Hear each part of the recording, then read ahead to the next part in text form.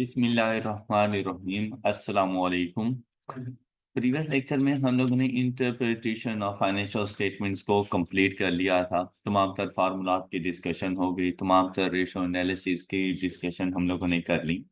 आज हम लोग देखेंगे कुछ कम्प्रीहेंसिव एग्जांपल्स कि हमारे पास डाटा किस तरह का गिवन होगा। एग्जांपल नंबर 21 की अगर आप लोग रिक्वायरमेंट देखें तो उन्होंने कहा कम calculate profitability ratios, liquidity ratios, working capital ratios for Waseem limited for 2 years। अच्छा, अब अगर गौर करें ना तो ऐसा नहीं लग रहा जैसे एक ही क्वेश्चन में सारी रेशोज रिवाइज हो गई हैं। लेकिन इसने ये नहीं बताया कि प्रॉफिटेबिलिटी रेशो में कौन सी रेशो, ये नहीं बताया भाई लिक्विडिटी रेशो है तो कौन सी लिक्विडिटी रेशो, और वर्किंग कैपिटल रेशो उसके बारे में डाटा क्या गिवन है यहाँ पर। एक तो हमें इनकम स्टेटमेंट बनाकर दे दी।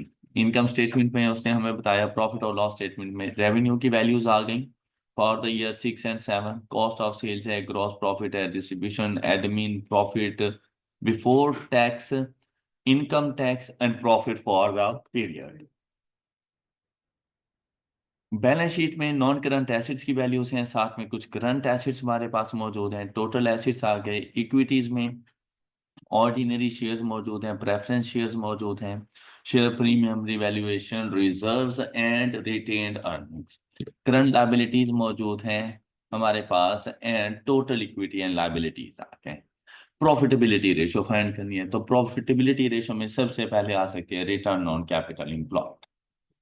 रिटर्न ऑन कैपिटल एम्प्लॉयड तो हम लोगों ने क्या पढ़ा था, रिटर्न ऑन कैपिटल एम्प्लॉयड के लिए हम लोग प्रॉफिट बिफोर टैक्स, बेसिकली तो इंटरेस्ट एंड टैक्स, तो इंटरेस्ट इधर है नहीं हमारे पास, तो profit before tax divided by capital employed. और कैपिटल एम्प्लॉयड हमारे पास कितना आ जाएगा, यहाँ पर देखें कैपिटल एम्प्लॉयड के लिए हमारे पास किसी किस्म की कोई नॉन करंट लायबिलिटीज नहीं है, तो हम लोग इधर लेंगे इस वैल्यूज को 246 वगैरह।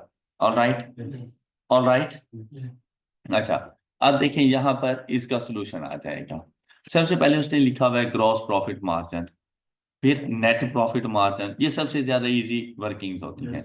रिटर्न ऑन कैपिटल एम्प्लॉयड तो देखो 15/246 for the year 2007 and for the year 2006 56/190। Alright, इसी तरह से gross profit divided by sales कर दिया, net profit divided by sales कर दिया आप लोगों ने।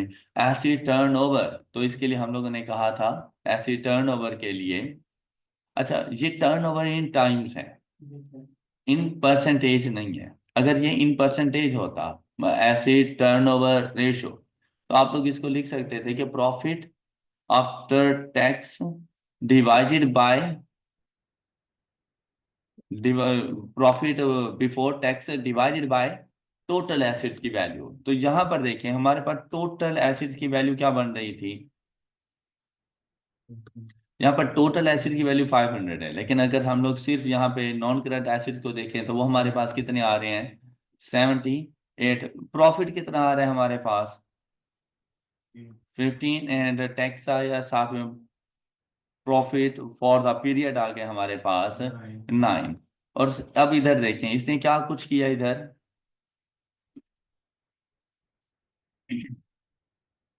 रिटर्न ऑन कैपिटल एम्प्लॉयड आया। रिटर्न ऑन कैपिटल एम्प्लॉयड के लिए उसने यहां से आपको प्रॉफिट बताया divided by 246 capital employed. Acid की बात जब हम लोग कर रहे थे तो 2160 डिवाइडेड बाय 246, तो 2160 इसके बाद कहां से आया जी, हाँ 2160 रेवेन्यू डिवाइडेड बाय,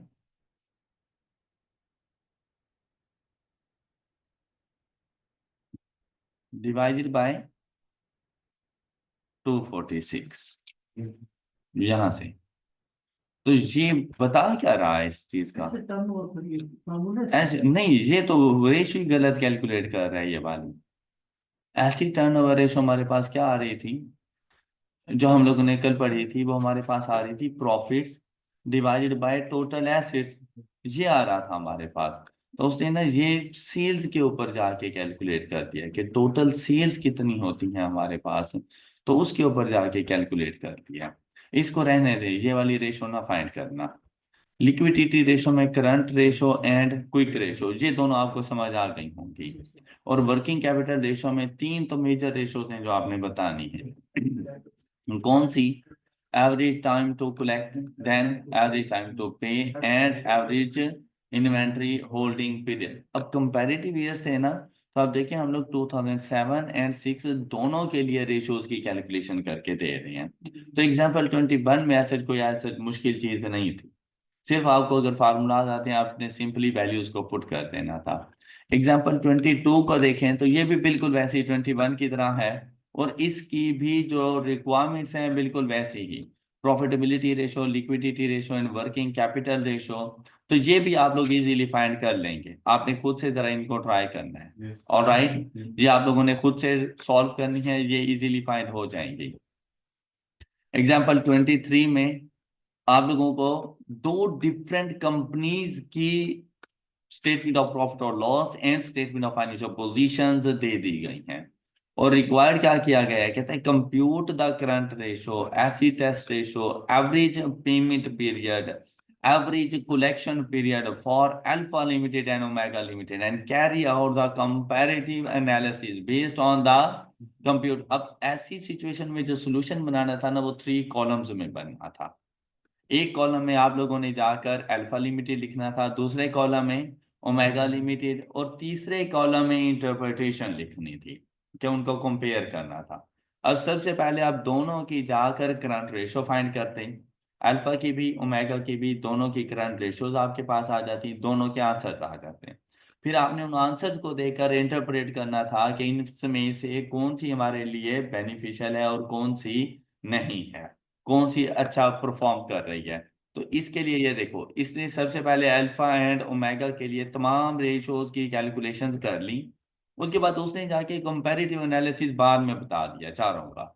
आप ऐसा कर सकते थे कि आपने जैसे ये चारों रेशोज फाइंड की, थर्ड कॉलम बनाए और वहां पे इनका एनालिसिस करते हैं कि on the basis of current ratio कौन ज्यादा बेटर है, इसी तरह on the basis of quick ratio कौन ज्यादा बेटर है, आप ये कर सकते थे।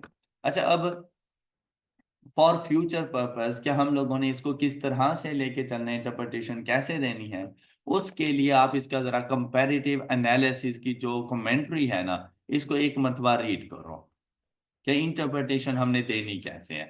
जैसे अगर आप लोग देखें फर्स्ट पॉइंट के लिए, मेरे पास करंट रेशो अल्फा की आ रही है 2.58 और ओमेगा की आ रही है 1.15। अब देखो इसने आपको क्या बताया इस चीज के बारे में।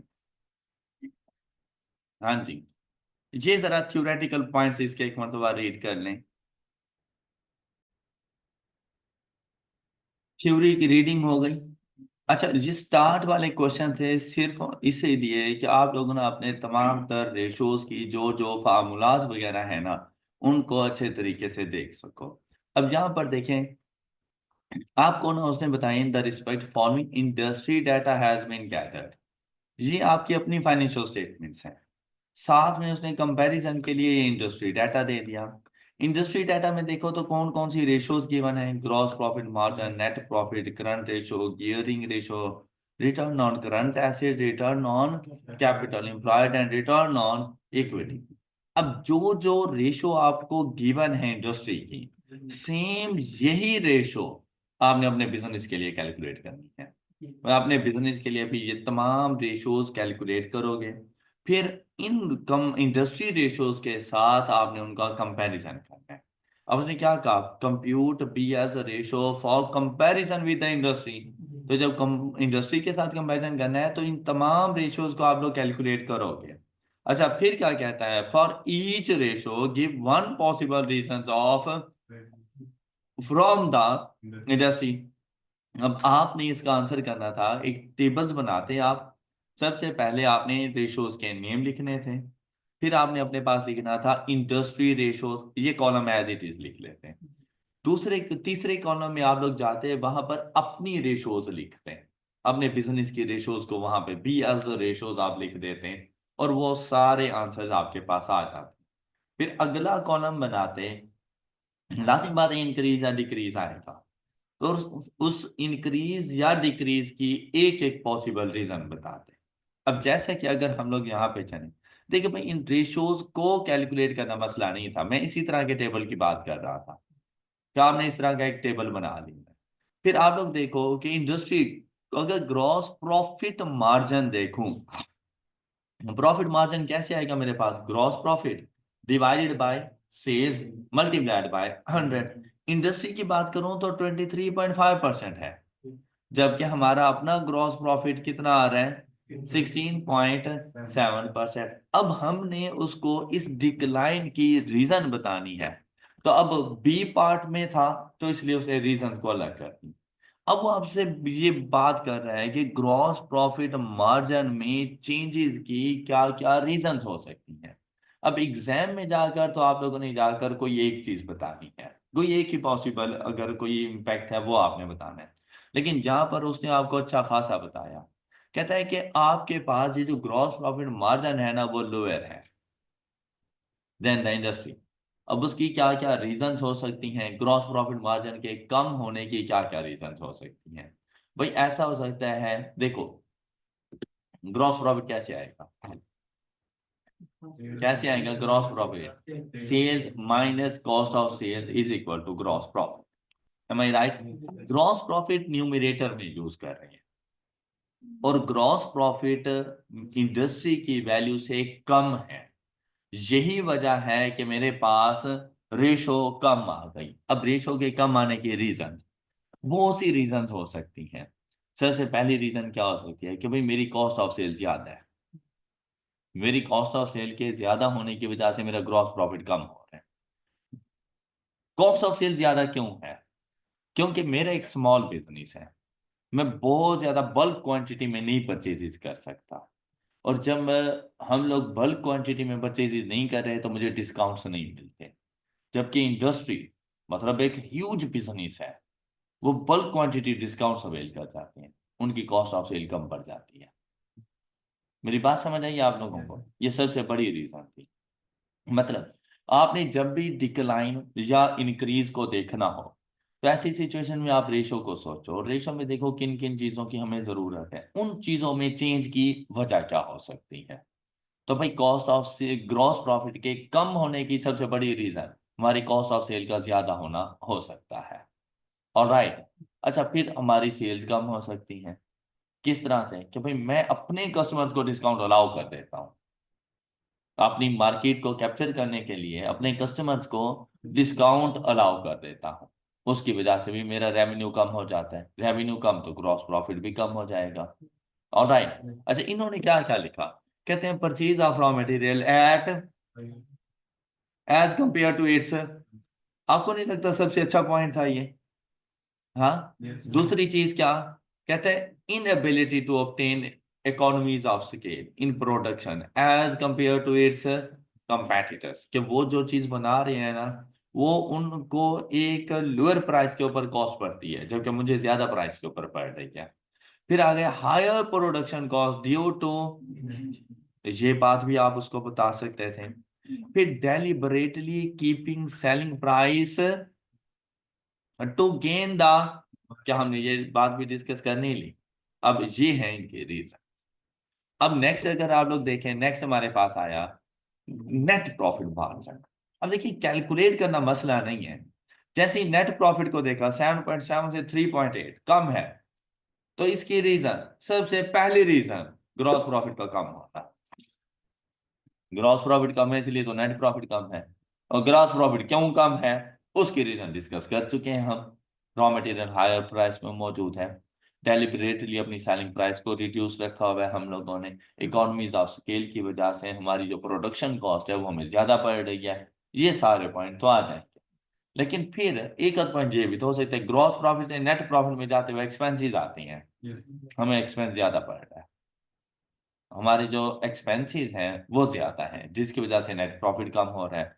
अब देखो इन्होंने क्या कुछ लिखा, कहते हैं ये भी लोअर देन इंडस्ट्री है, B has a gross profit margin is this lower than industry, where as net profit margin is this lower than which industry, which indicates that BL's operating expenses as a percentage of sales are approximately lower than the industry. तो ऐसा नहीं है, operating expenses as a percentage of sales are 2.9% lower than the industry. अच्छा, अब यहाँ पे थोड़ा गौर करें ना,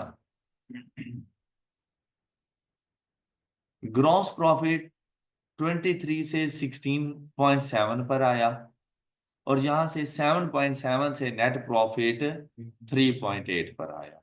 नेट प्रॉफिट में डिक्रीज है। डिक्रीज की रीजन अब ग्रॉस प्रॉफिट का डिक्रीज भी बता सकते हैं कि वही इंपैक्ट आगे को चलता है, राइट। करंट रेशो की बात करें 2.75 एंड 1.5। अब करंट रेशो में क्या कुछ यूज करते हैं, अपने एसिड्स एंड लायबिलिटीज। क्या कहता है, कहते हैं ये भी है तो लोअर, लेकिन since gearing ratio is lower than the industry, to BLs might have obtaining finance as compared to long-term financing by the industry availed extended credit terms from supplier. Low inventory levels are maintained by BS. Inventory के कम होने की वजह से भी current ratio कम हो गई होगी। फिर shorter credit terms are given to debtors, तो आपके ऐसे जितने को ज्यादा रिसीवेबल्स भी नहीं होंगे। नेक्स्ट देखो गियरिंग रेशो के बारे में। गियरिंग रेशो हमारे पास क्या है, 50-50, जहां पे 62.5 है, 37.5 ये हमारे पास आ गई। तो इसकी रीजन क्या हो सकती है, difficulty in raising long-term loan finance from banks due to low profitability. Running finance or extended credit terms from supplier are available for BLs. All right? Any problem?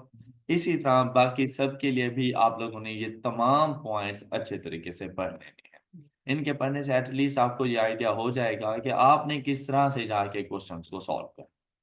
अब ये एक और क्वेश्चन आपके पास आया बिल्कुल डिफरेंट था इसमें, कैसे, उसने ना इंडस्ट्री की रेशो भी खुद बता दी, PSL की रेशोज कंपैरेटिव और करंट भी उसने खुद बता। मैं आज आपने ये नहीं कैलकुलेट करने, आपने सिर्फ क्या करना है, give possible reasons for variation from comparative and, अब दोबारा से वही बात प्रीवियस क्वेश्चन वाले से, बात क्या है कि एक तो आपने PSL का कंपैरिजन अपने कंपैरेटिव ईयर के साथ भी करना है। जैसे ग्रॉस प्रॉफिट 13 से 13, मतलब हमारे ग्रॉस प्रॉफिट में कोई चेंज नहीं आया, लेकिन जहां पर देखें इंडस्ट्री का 16 है, तो 16 का इस 13 के साथ भी कंपैरिजन करेंगे, उसके भी रीजन बताएंगे।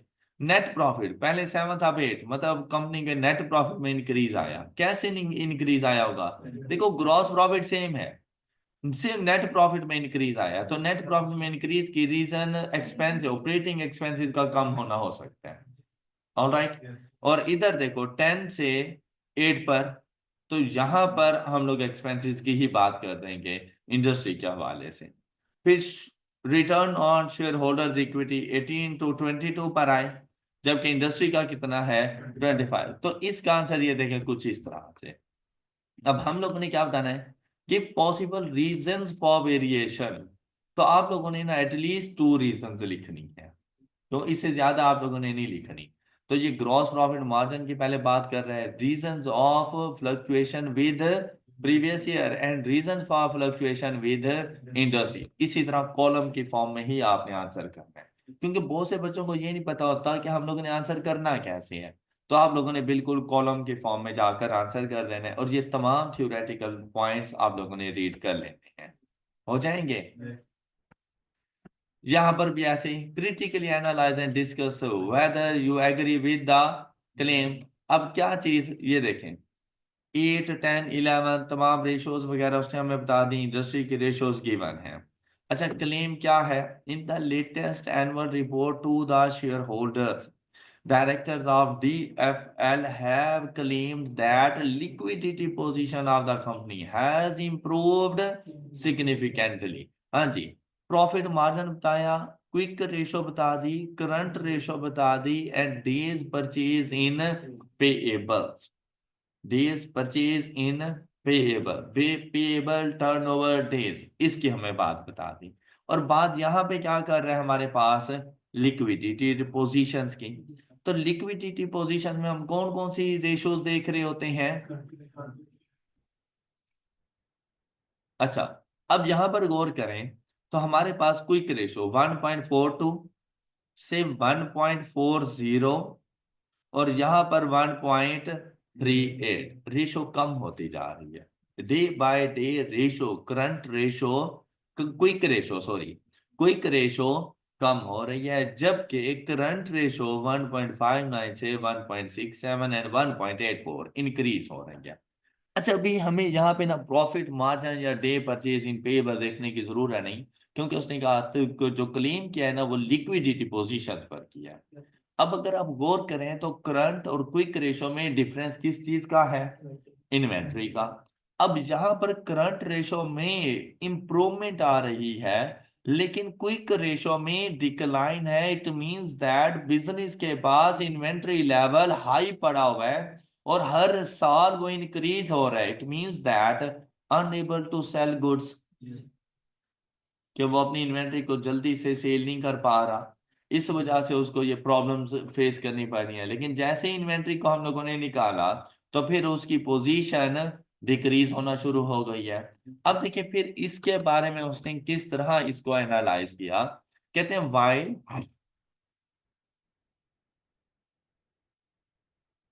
analyzing the liquidity position of DFL, it is noted that current ratio has steadily increased over the year and is better than industry average. However, the quick ratio has steadily declined and is even lower than industry average. This is a clear evidence that increase in liquidity is caused by increase in, यहाँ में पता चल नहीं गया था इस चीज का, तो ये चीज हम लोग उसको बता देंगे।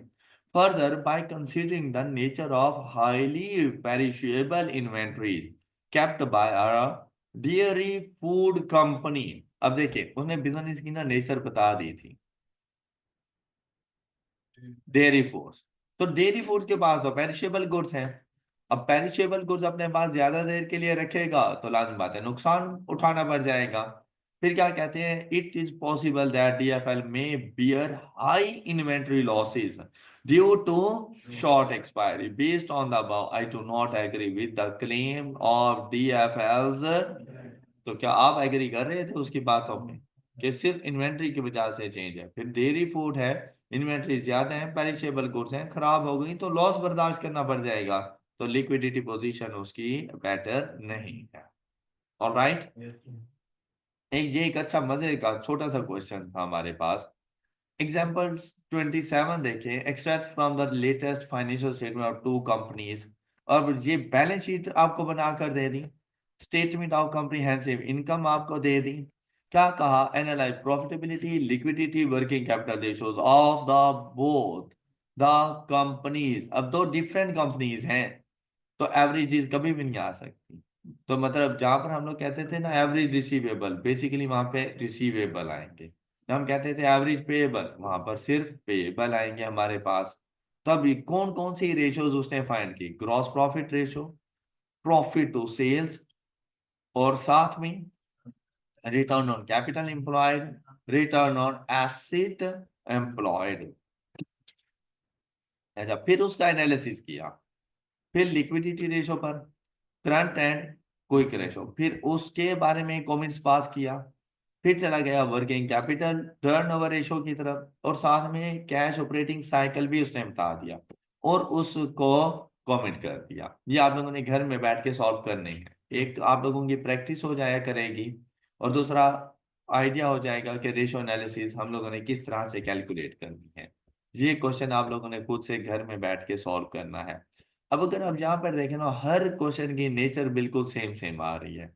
अब यहाँ पे क्या कहता है, compute relevant ratios for SLTS to assess which company seems to give more incentive to its customers to pay on time। Avail extended credit terms from its supplier. अब उसने ना सिचुएशन दे दी थी, उसने डायरेक्ट नहीं बताया कि आप मुझे कौन सी रेशोज फाइंड करके दो, उसने ना आपको सिचुएशन दे दी है। कहते हैं मुझे बताओ कौन सी ऐसी कंपनी है इन दोनों में से जो ज्यादा इंसेंटिव दे रही हो अपने कस्टमर को।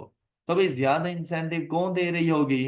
जो अपने रिसीवेबल टर्नओवर डेज को हम फाइंड करेंगे इधर, और जिसका रिसीवेबल टर्नओवर डेज हमारे पास कम होगा हम उसके बारे में बता देंगे। बात समझ आ गई? चलो जल्दी से ये जरा क्वेश्चन सॉल्व करना। सबसे पहले इनके बारे में आप लोगों ने बता देना है कि हम रेशो कौन कौन सी फाइंड करेंगे। सबसे पहला पॉइंट आपका यही है, आप 1 से लेकर 8 तक जरा नंबरिंग लिखें, इन स्टेटमेंट्स को पढ़ें और उनके सामने सिर्फ रेशो का नाम लिखें कि इनके मुताबिक मैंने रेशो फाइंड कौन कौन सी करनी है। शाबाश, सबसे पहला काम यही है आप लोगों का। क्या आप आइडेंटिफाई करें कौन कौन सी रेशोज आएंगी इनसे रेलिवेंट। हाँ जी, आइडेंटिफाई कर लिया आप लोगों ने। अच्छा अब सुनिएगा, फर्स्ट स्टेटमेंट ये तो हम लोगों ने बात कर ली, क्या चीज? डेटर टर्नओवर डेज हम लोग देखेंगे। अभी extended credit terms from its supplier, तो क्रेडिटर टर्नओवर डेज। अच्छा फिर फर्स्ट की बात करें तो आप टिक किसको करोगे? जिसका डेटा टर्नओवर डेज कम होगा, आपने उसके बारे में बताना है। फिर अभी एक्सटेंडेड क्रेडिट टर्म्स, तो जिसका क्रेडिटर टर्नओवर डेज कम होगा आपने उसके बारे में बताना। ओके। फिर क्या कहते हैं, to be efficient in the use of. अब जब बात है कैपिटल, कैपिटल इंप्लॉयड की नहीं है, तो return on equity, return on capital आपने बताना है। और जिसकी रेशो बेटर होगी आपने उसको जाके टिक करना है। ऑलराइट, यहाँ पे रिटर्न ऑन कैपिटल इंप्लॉय नहीं करना, रिटर्न ऑन कैपिटल, जिसे हम लोग return on equity. Next one, keep lower selling prices to gain the. हाँ जी, ऐसी कौन सी कंपनी है जो अपनी सेलिंग प्राइस को कम चार्ज करती है ताकि वो मार्केट शेयर को इंक्रीज कर सके? तो इसके लिए gross profit ratio. Alright, next one is have better liquidity position, liquidity position, quick ratio हम लोग यहां पर जाके लिखेंगे। शाबाश, good.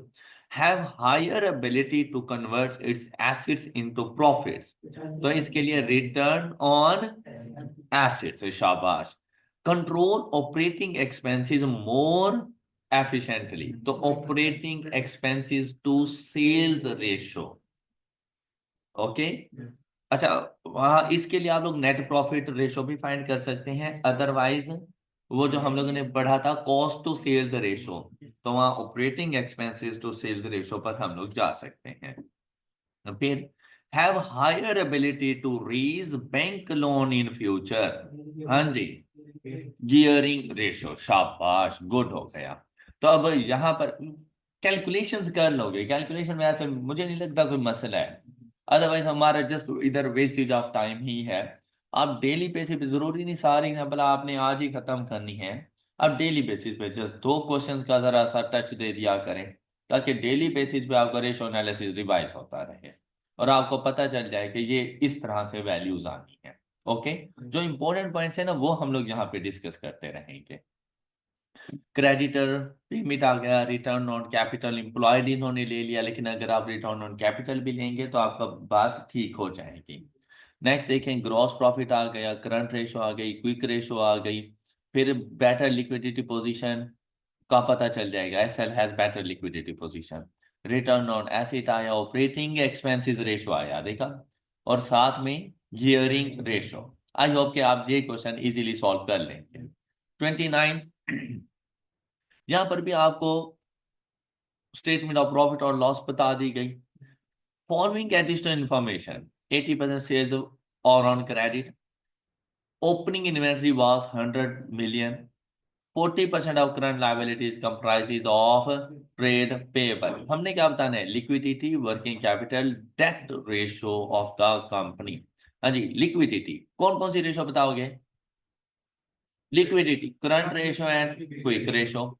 Working capital, debtor turnover days, creditor turnover days, inventory turnover days, चाहो तो वर्किंग साइकिल भी बता दिया करो इन डेज। साथ में आ गया डेट रेशो। डेट रेशो में गियरिंग रेशो आप लोगों ने जाके बता दिया। ऑलराइट, इस क्वेश्चन को जरा सॉल्व करो, शाबाश। सबसे पहले ये ऊपर डाटा पढ़ें। सबसे पहले कहते हैं Ali and Bashir are chartered accountants and have been working as managing director and chief finance officer in a listed company. In a recent meeting, the directors have decided to expand the business within 6 months by opening 20 retail outlets. This expansion would require financing of rupees 300 million, which may be arranged through the bank loan. अब ये सारी story उसने बता दी। अब I following information extracted from the latest draft financial statement of the company.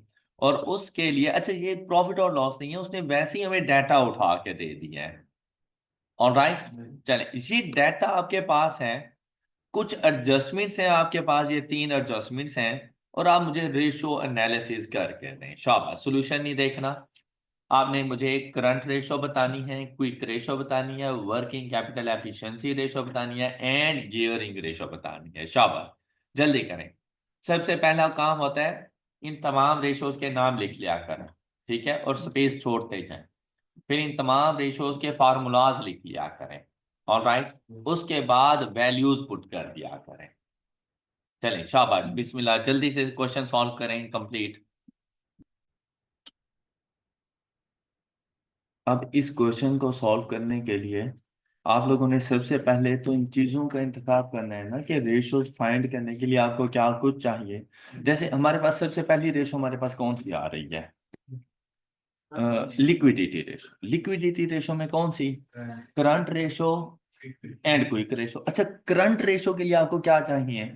Current assets और current, चलो current assets की तरफ चलते हैं। अब देखो क्या कह रहे हैं हमें, सेल्स की वैल्यू बता दी, gross profit, tax expense, profit after tax ये बता दिया, टोटल एसिड्स बताए 2500 के। भाई टोटल एसिड्स हैं तो इनमें नॉन करंट एंड करंट दोनों शामिल हैं।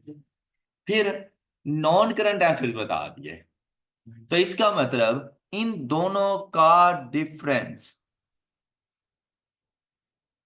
और ये बन गया मेरे पास मेरे।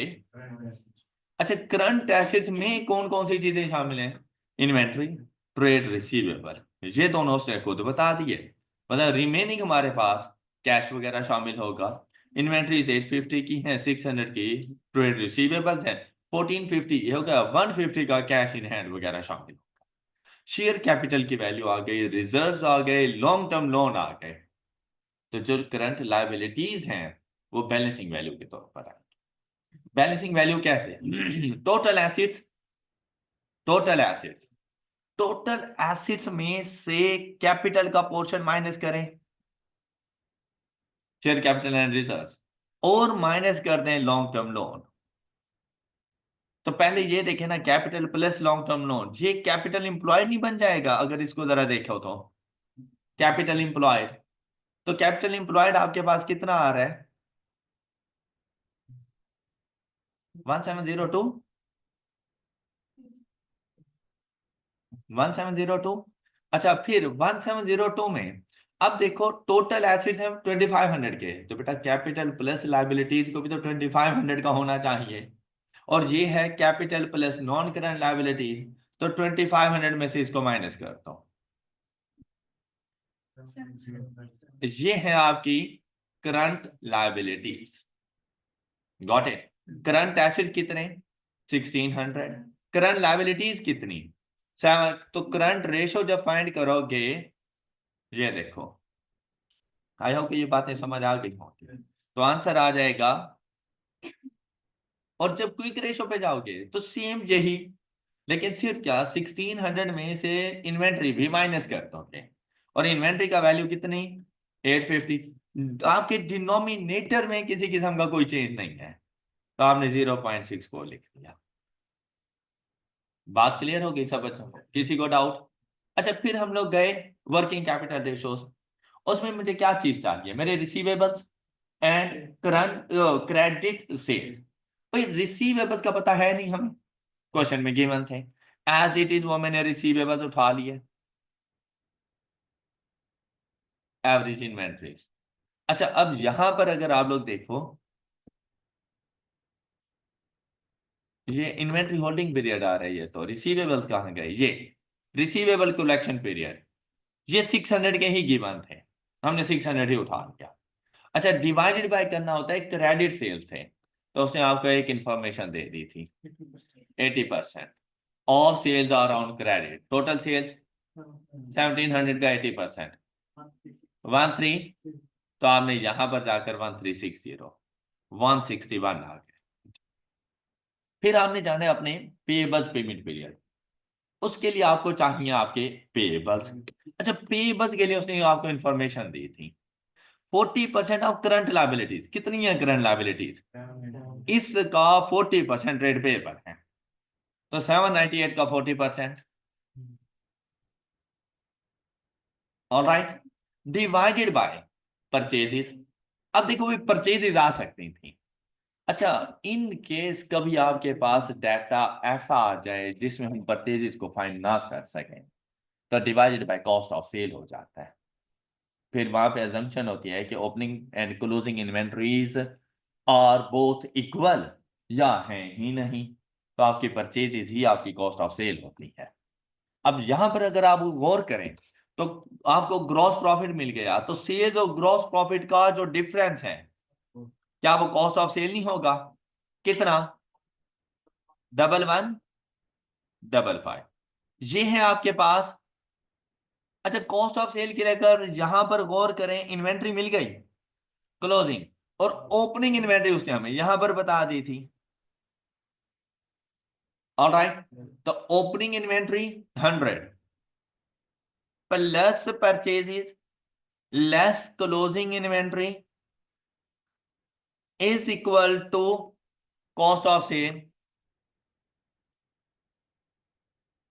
हाँ जी यहां से परचेजेस आ जाएंगी, विच इज इक्वल टू,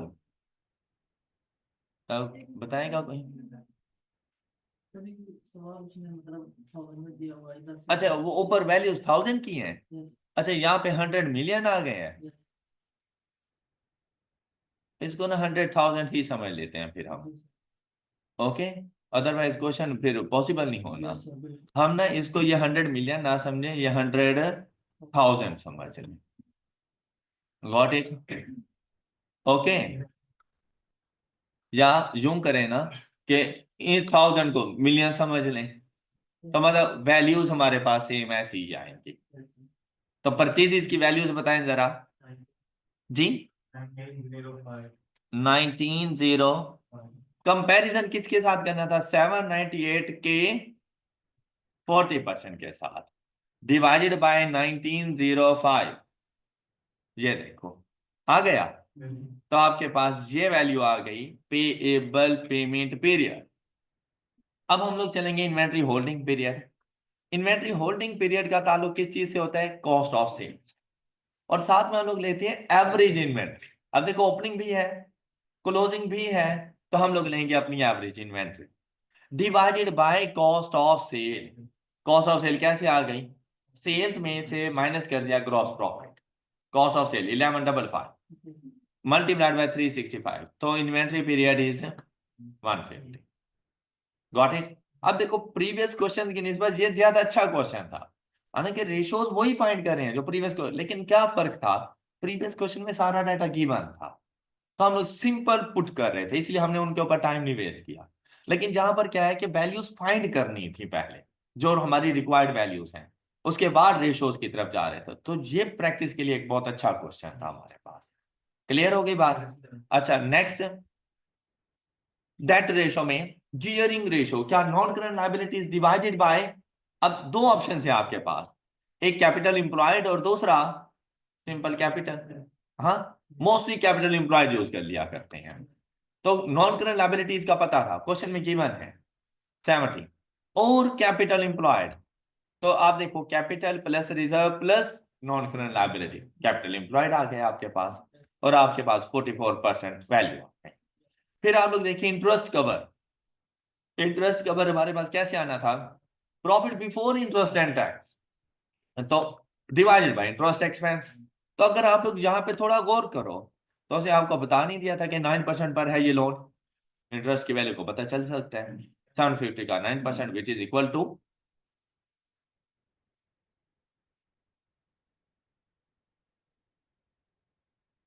67.5। और profit before interest and tax तो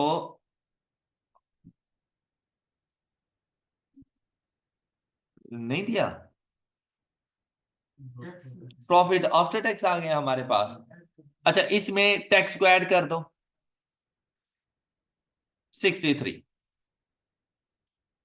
ऑलराइट है, लेकिन 63 में इंटरेस्ट भी शामिल है, तो इंटरेस्ट क्या भी रिवर्सल डाल दो। जो तो इंटरेस्ट एक्सपेंस ऐड कर दो, कितने का इंटरेस्ट आ रहा था 67 पॉइंट, वो ऐड करो तो टोटल वैल्यू आपके पास क्या बन जाएगी, ये आना था। ओके, तो देखो profit before interest and tax वो भी हमारे पास एक बैलेंसिंग वैल्यू आनी थी, रिवर्स कैलकुलेशन थी, तो हम लोग पहुंच गए divide by 67.5, 63 days। Any problem, all clear, good. Next question example number 30। अच्छा यहां पर देखिए सेम वैसे ही cost of sale, profit before interest and tax in millions, सब कुछ, inventory, cash at hand, liquidity ratio बतानी है, कैपिटल वर्किंग साइकिल बताना है हम लोगों ने, कमेंट्स करने हैं on the result of your calculation assuming that all sales and purchases are made on credit. तो पिछले वाले क्वेश्चन की निस्बत ये ज्यादा इजी क्वेश्चन है, और ये सारी रेशो आप लोगों ने खुद से ट्राई करनी है। ऑलराइट, 31 क्वेश्चन सेम वैसे ही सारा data, all sales and purchases are made on credit. हमने क्या बताना है, कैलकुलेट वर्किंग कैपिटल साइकिल। जब working capital cycle in days बताना है तो मतलब 3 रेशो तो कंफर्म हो गई, debtor turnover days, creditor turnover days and inventory holding period turnover days. Alright, और उसके मुताबिक वर्किंग कैपिटल साइकिल आ जाएगा। लेकिन यहाँ पे देखो उसने क्या कहा, 365 नहीं लेना, 360 लेना है। कहते हैं suggest 4 possible measure that can be taken to reduce working capital cycle. मुझे वर्किंग कैपिटल साइकिल फाइंड करके दें, example number 31, working capital cycle find करके दें, शाबाश। अब सबसे पहला काम था यहाँ पर डेटर टर्नओवर डेज फाइंड करना। कैसे, रिसीवेबल्स गिवन है भाई, लेकिन अगर यहाँ पे देखें ना तो 2021 दोनों के लिए आ रही हैं। और सेल्स के बारे में, तो सेल्स एंड परचेज उन्होंने कहा था सारी की सारी ऑन क्रेडिट हैं। तो रिसीवेबल टर्नओवर डेज अगर फाइंड करना हो तो हम लोग क्या करेंगे, ट्रेड रिसीवेबल्स। अब इसके लिए देखो हम लोग वर्किंग कर रहे हैं 2020 की, तो भाई हम एवरेज फाइंड कर लेंगे। तो एवरेज रिसीवेबल्स की जगह क्या आ जाएंगे, 80 plus 95 divided by 2, 87.5 divided by, अब सेल्स की एवरेज नहीं थी, सेल्स फॉर द पीरियड थी, वो 500 ही आ जाएंगी हमारे पास ये। और ये डेज आ गए 63। मेरी बात समझ आ गई। अच्छा जब पेएबल्स के लिए जाएंगे, पेमेंट पीरियड्स के लिए, तो भाई आपके जो पेएबल्स हैं वो गिवन है क्वेश्चन में, लेकिन जहां पे टेस्ट ही यही करना था कि आप 72 के साथ जाते हैं या 60 एंड 72 का डिफरेंस, वो एवरेज लेते हैं। तो जब एवरेज ली तो एवरेज आ रही है 66, तो न्यूमरेटर बनेगा आपका 66। लेकिन यहां पर देखें तो भाई परचेजेस फाइंड कर सकते थे। परचेजेस कैसे, cost of sale given, opening closing inventories given, cost of sale है 378, इसमें से अब ओपनिंग ऐड कर दो और क्लोजिंग नहीं है, ओपनिंग लेस कर दो और क्लोजिंग ऐड कर दो तो परचेजेस आ जाएंगी। तो जैसे ही आपने ये काम किया तो आपको परचेजेस की वैल्यू मिल गई और आपके पास ये पीरियड आ गया। अब है इन्वेंट्री होल्डिंग पीरियड, उसके लिए देखिए average inventory divided by cost of sale, और ये क्वेश्चन में एज इट इज गिवन थी कॉस्ट ऑफ सेल 378, तो ये 80 डेज बन गए। वर्किंग कैपिटल साइकिल के लिए जब जाएंगे तो रिसीवेबल डेज 63, इन्वेंट्री डेज 80, दोनों ऐड करोगे और लेस करोगे 59.1, तो आपके पास आंसर आ जाएगा, क्या आंसर आ जाएगा, 83 days। या ये बात क्लियर होगी सब बच्चों को? किसी को डाउट? ये 59.1 को ना उसने राउंड ऑफ करके ना 60 कर दिया, ठीक है, और बाकी सारा सेम सेम था। तो 83, या मतलब अब उसको 59 भी कर दो तो मतलब हमारे पास बन जाएंगे 82 डेज। इतना हमारा वर्किंग कैपिटल साइकिल है। सब बच्चों को क्लियर? अच्छा, उसकी ना बी जो रिक्वायरमेंट थी वो बड़ी important, 4 possible measure that can be taken to reduce working capital cycle. अच्छा मेरी बात सुनो, वर्किंग कैपिटल साइकिल में कौन कौन सी चीजें आ रही हैं? डेटा टर्नओवर डेज ऐड हो रहा है, इन्वेंटरी टर्नओवर डेज ऐड हो रहा है, पेएबल टर्नओवर डेज लेस हो रहा है। ऑलराइट, ये 3 पॉइंट्स हैं, आपने डिक्रीज करना है, रिड्यूस करना है। तो क्या, डेटा टर्नओवर डेज को कम कर दो। उसके लिए क्या करोगे? अपने रिसीवेबल्स को डिस्काउंट ऑफर करवा दो। ओके, डेटा टर्नओवर डेज कम हो जाएंगे। इसी तरह से इन्वेंटरी टर्नओवर डेज को भी कम कर दो। उसके लिए भी क्या, डिस्काउंट सबसे बेस्ट ऑप्शन है, डिस्काउंट दे दो। अपना जो पेएबल क्रेडिट पीरियड है उसको इंक्रीज कर दो। लेसन होता है ना, उसको इंक्रीज कर दो। अपने जो सप्लायर हैं उनको बाद में जाके पे करो, तो अभी आपका वर्किंग कैपिटल साइकिल रिड्यूस हो जाए। Got it? अच्छा देखो इसने क्या कुछ लिखा, इंसेंटिव्स टू कस्टमर्स, ये बात समझ आ गई? Do not transact with customers who have a history of defaulting और लेट पेमेंट। ये उसने एक एडिशनल पॉइंट लिखा दिया, कैसे कस्टमर्स के साथ आपने कोई ट्रांजैक्शन नहीं करनी। फिर क्या, monitory of accounts receivable, automate the monitoring. फिर resolve disputes with customer as early as, अब क्या था, to improve working capital cycle in days. अब उसने सारा फोकस कस्टमर्स पे रख दिया। तो आप इन्वेंट्री के ऊपर भी ले जा सकते हैं, आप पेबल्स के ऊपर भी लेके जा सकते हैं।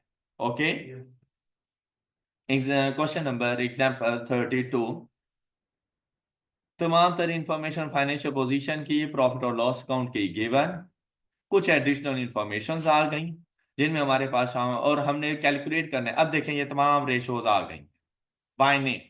फिर क्या बताना है, keeping in view above inform comment on profitability liquidity position of SKS for 2017। additional information में 1 January 2017 selling price was decreased by to boost sales volume during the year 2017।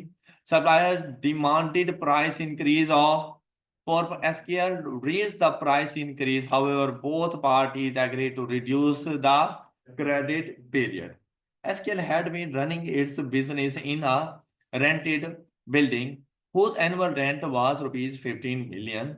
During the year, SKL purchased this building for rupees 200 million. Funds were arranged partially through a long-term loan. Useful life of the building is estimated at 40 years. 75% of the selling admin expense cost incurred in 2016 was fixed।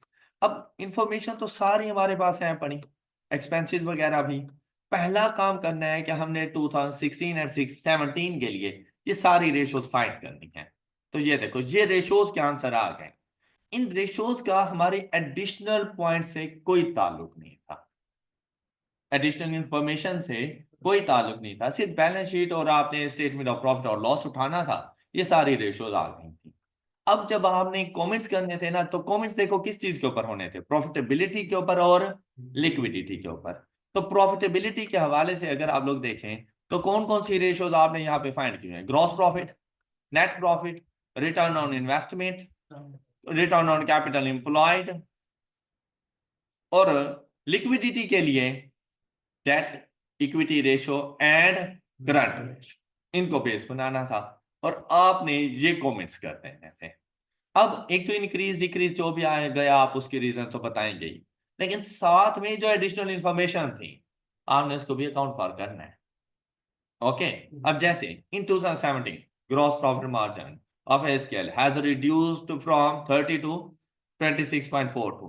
However, gross and net profit amounts have been increased by 8 million mainly due to, अब क्या चीज कहता है, net profit amount have been increased by 8 million। अब इसमें क्या है, increase in sales volume as a result of 5% decrease in this result in increase in gross profit by this।